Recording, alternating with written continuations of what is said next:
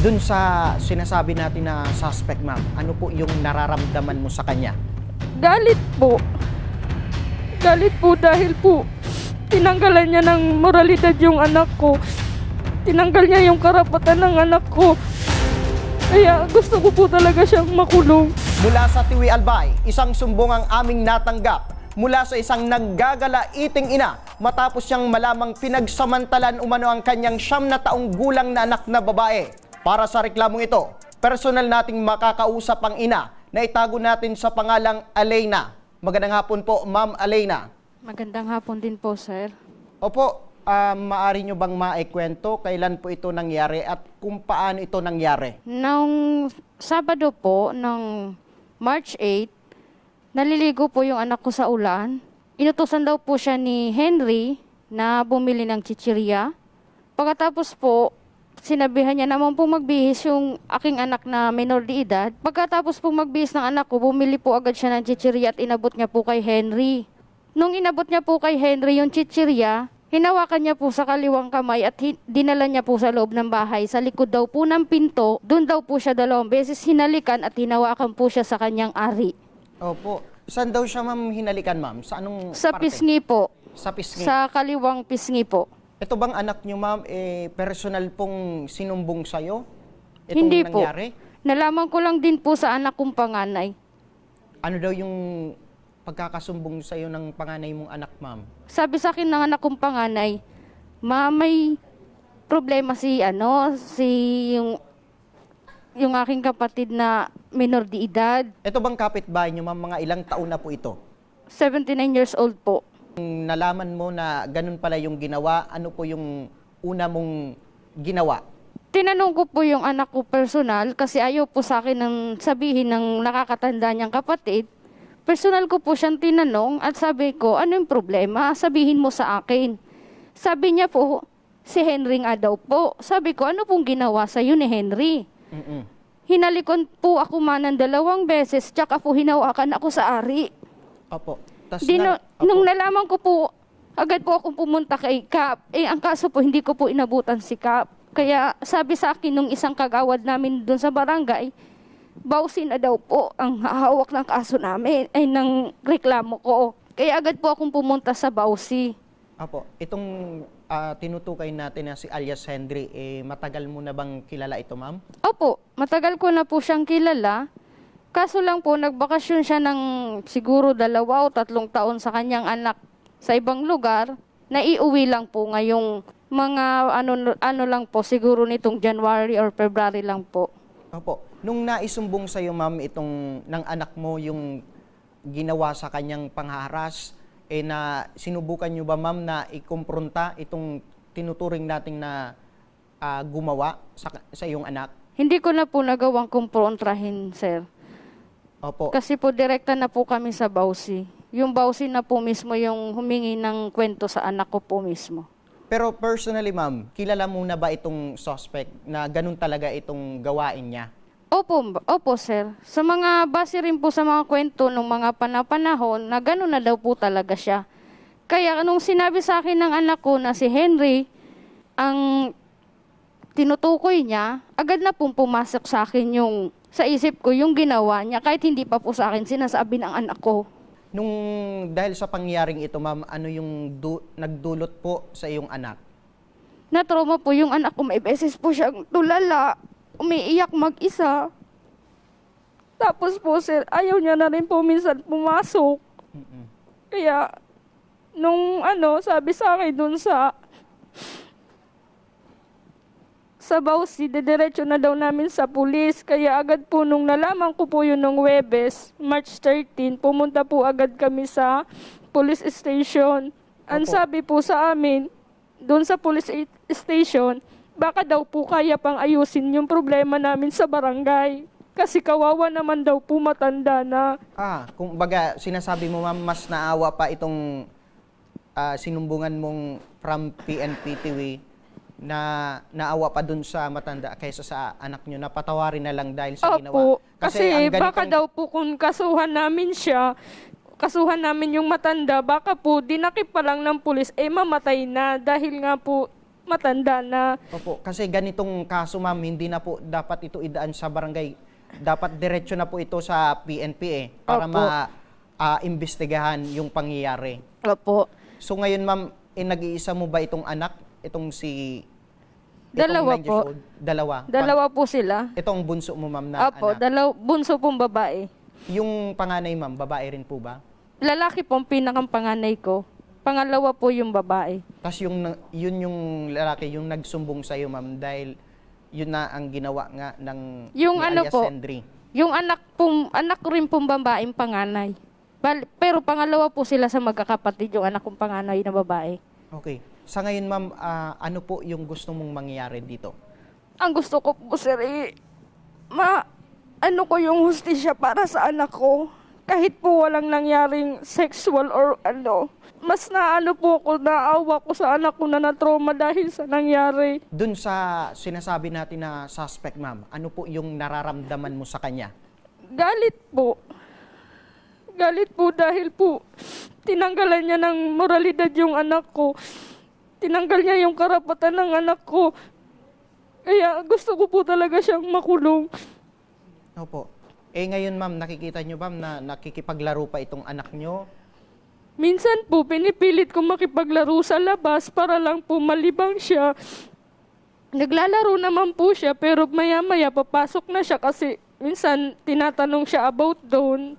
Tungkol doon, ayaw niya naman po magkwento kasi nga po naiiyak siya. Kaya papasok na lang po ulit siya sa loob ng bahay. Talagang trauma ma'am yung idinulot Opo. sa anak nyo. Ma'am, sa pagkakaalam nyo ma'am, maliban po dito sa anak nyo, meron pa po bang ibang na biktima?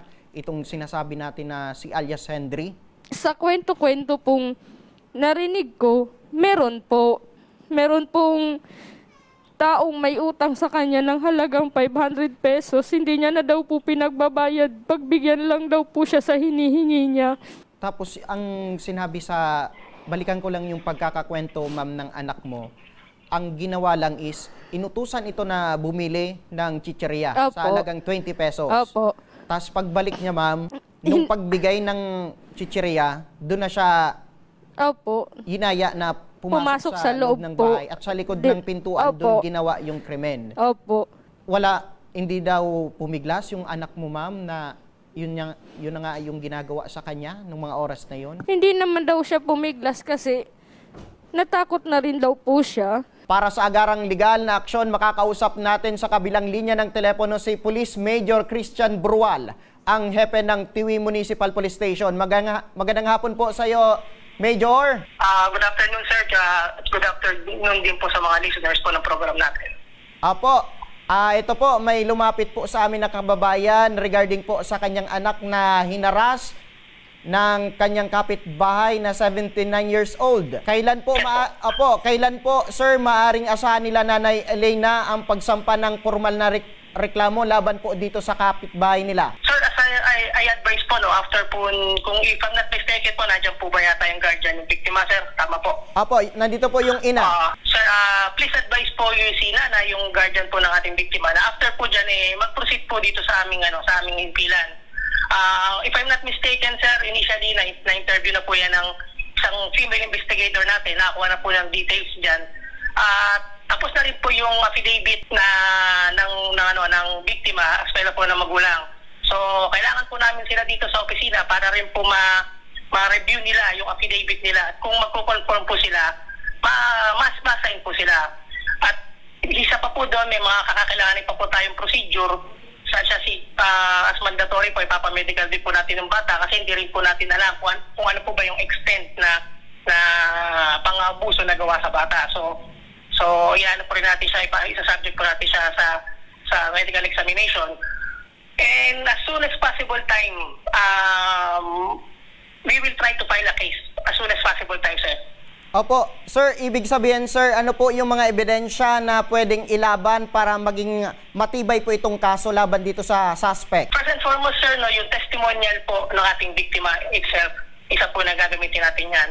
At Opo. base po dun sa gagamitin din po natin, i-cover meron pong findings na makikita sa medical legal. So, magiging isa rin po yung sa basis natin Opo. kapag pa-file po natin ang kaso po dun sa suspect natin.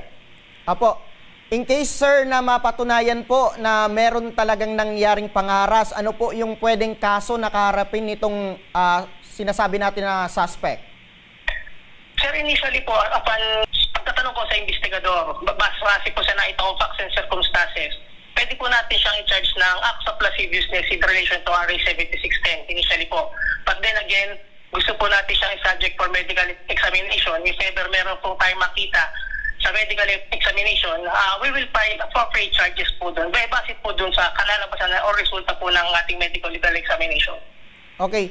And maliban dito, sir, in case na masampanan na itong kaso, didiretso na po ito or ipapasok po ito sa MSWDO, itong bata, for counseling? Yes, sir.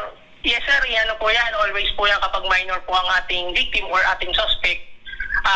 In close coordination po palagi yan sa ating MSWDO po. Opo, sa ganyan pong bagay, sir, ano po yung panawagan natin, especially sa mga magulang na meron pong mga minor de edad para hindi po mabiktima ng mga ganitong insidente? Yes po, sir, no, sa ating pong mga magulang na meron pong mga anak na batang babae, bantayan po natin sila palagi. So, sa panahon po ngayon, hindi po porti kakilala natin ng isang tao, kapitbahay, kahit nga po kamag-anak, pagkakatiwala natin ng ating anak na babae. So, always po vigilant. From time to time din po, kakausapin din po natin sila. Kasi minsan meron na po pala nangyayari.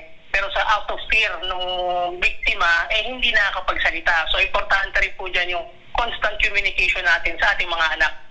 Opo. Dahil po dyan, maraming salamat po, Police Major Christian Brual, ang pinakamasipag na hepe ng Tiwi Municipal Police Station. Yes, sir. Please po, sir, doon po kay nanay. We will expect her po na magpunta po dito sa aming station para po at least mag-browse po nila initially yung kanilang affidavit po na gagamitin natin sa pag-file ng kaso base po doon sa interview na nagawa po ng ating investigador last March 17. Apo, tama po. Thank you po. Maraming salamat po, COP. Thank you rin po, sir. Thank you rin po. Okay, at yan mga kaaksyon, para naman sa maaring maibigay na pangunahing tulong sa kapakanan ng bata, makakausap natin sa kabilang linya ng telepono si Ma'am Ana Melissa Sipcon, ang Social Welfare Officer 3 ng Tiwi, Social Welfare and Development Office. Magandang hapon po, Ma'am Ana. Hello po, good afternoon po. Opo, Ma'am, nagkaroon na po ba tayo ng pagkakataon na makausap po ang biktima? Opo, nung Monday po, nag-conduct na po kami ng interview sa victim, pati po yung mother niya. Opo. Ma'am, sa ngayon po, kamusta po? Ano po yung status ng reklamong ito sa inyo? Currently po, piniprepare po namin yung social case study report na gagamitin po namin for filing ng case itong kliyente. And at the same time po, nag-conduct na din po kami ng session for counseling session sa bata. So ngayon, ma'am, ano po yung pwedeng asahan nitong biktima, itong nanay at biktima na proseso mula sa MSWDO? Next week po, nakaschedule na po sila for filing of case. And this week po, baka tomorrow, magkakandak na po ng medical exam sa bata. Opo. Meron po bang mangyaring counseling sa biktima dahil hindi po ito biro na nangyari sa biktima at sabi ng nanay ay trauma talagang idinulot nito sa bata? Opo, yung first session po namin kinandak nung Tuesday, tapos may mga series of sessions po na gagawin sa kanya para sa healing and recovery po ng bata. Opo, sige po. Dahil po dyan, maraming salamat po, Ma'am Ana Melissa Sipcon, ang Social Welfare Officer 3 ng Tiwi Municipal Social Welfare and Development Office. Ma'am, ano po yung masasabi mo, ma'am, na ang MSWDO pati PNP ay handa na pong tumulong para sa pagsampa po ng kaso? Gusto niyo po bang idiretso na po itong kaso, ma'am? Opo, sir. Gusto ko na pong idiretso. Kung meron ka, ma'am, na mensahe dun sa suspect, ano po iyon, ma'am? Doon po sa suspect, pasensya na lang po. Kasi kahit po nakikiusap na sa akin yung anak mo, napatawarin kita, hindi ko po kayang patawarin kasi po naawa ko sa anak ko. Mas mahalaga rin po sa akin ang anak ko kaysa po sa inyo. Pasensya na lang po. At ngayon, ma'am, desidido at willing ka po, ma'am, kumbaga, diretso na po itong proseso at idan po yung anak mo, ma'am, sa mga counseling para magamot po itong pinagdadaanan po ng bata. Opo, sir. Opo. Bukod po, ma'am, sa pagsampa ng kaso, ay tutulong po kami, ma'am, para diretso na po itong masampa ng kaso, itong sinasabi natin na suspect. Opo, sir. Salamat po. Maraming salamat po. Hayaan nyo, ma'am, at kami ay tutulong. Nandito po kami para tumulong po sa inyo. Salamat po. Opo, at maraming salamat po at idinulog nyo po sa amin itong concern nyo po regarding po dito sa anak nyo. Opo, may nagsabi lang po kasi na dumulog na po ako dito sa Tabang Ora mismo. Dahil po nung Friday, nung pumunta kami, yun nga po yung sabi na baka pwede pa daw madaan sa usapan kung madala pa daw po sa areglo yung problema ng anak ko. Sabi ko, tapos nung pag-uwi namin, sinabi ko po kay Kap, hindi po pumayag si Kap kasi kawawa yung anak ko. Yun nga rin po yung ayaw kung ano na daanin sa areglo yun kasi yung trauma ng anak ko, yun po yung inaano Tama po, ko. ma'am. Kaya sabi ni Kap, balikan po namin ng Biyernes ng umaga. Opo. Bumalik po, pumunta po kami ng MSWD. Tapos ang sabi po sa amin, balik po kami ng Lunes kasi nga po may pa-training daw po yung ng DSWD. Di sabi ko okay po. Tapos nung pumunta po kami sa PNP, ang sabi rin naman po sa amin doon, bumalik po kami ng Monday kasi nga po hindi daw siya duty nung Friday. Kaya balik daw kami ng Monday sa duty niya. At least ngayon, ma'am, meron ng kasagutan itong pinoproblema niyo po, ma'am. Opo. At saludo tayo kay Kapitan kasi alam niya na hindi talaga ito pang barangay, talagang pang PNP na po itong status nitong concern niyo po, ma'am. Opo. Salamat po. Maraming salamat po, Kap Sadet. Opo. At makakasiguro ka, ma'am, na kami po ay tutulong maliban po sa MSWDO at PNP. Narito po kami para handang tumulong sa mga ganitong situation katulad ng nangyari po sa anak niyo, ma'am, para Opo. mabigyan po ng hustisya itong Opo. pangyari sa kanya. Opo, sir. Salamat po. Salamat po sa Tabang Ora mismo. Salamat po sa Indugabus.